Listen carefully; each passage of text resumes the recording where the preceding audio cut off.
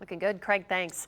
By now, just about everybody has heard of the Zika virus. And if you're a senior or a caregiver for an elderly loved one, Tim Bartos, President and CEO of Baptist Health System, is here with some things to keep in mind. Tim, thanks for joining us. Well, thank you so much. It's always good to be with you, Julia. It's been a while since we've been together. Likewise, Happy it has Monday. been. So what are some things to keep in mind with as this? you just said, there's been a lot of talk in the news lately about the Zika virus. And most recently, we just learned that some Olympic athletes will not be going to the Summer Olympics in Rio primarily because the main risk for contracting the Zika virus is travel to areas where the infected mosquitoes are.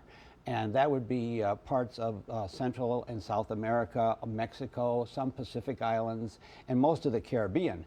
Now, while most people that contract Zika don't experience any symptoms at all, those who do, and it's about 1 in 5, will get a fever, body aches, rash, and red eyes. Is that different with an elderly person who is to contract Zika? No, it's not any different, but the thing is with elderly people, as with many illnesses, their immune systems are somewhat compromised because of their age, and so it makes it much tougher to fight off infections. And if infected, there is some concern that the elderly may be at higher risk for some of the more severe complications, such as a paralysis disorder known as Guillain-Barré syndrome.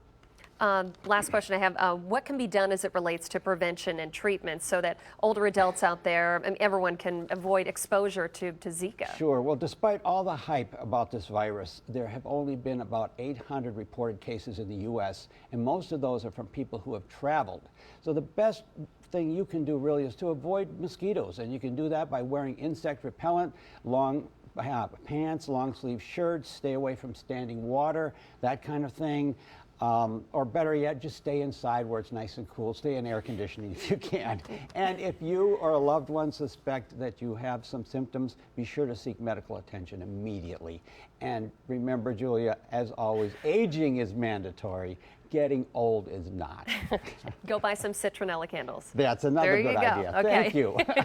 Tim, thanks. For more information about Baptist Health Nursing and Rehabilitation Center or Judson Meadows Assisted Living Community, or to suggest a topic for 6 on Seniors, which you can do, call them at 370-4700 or check them out on the web.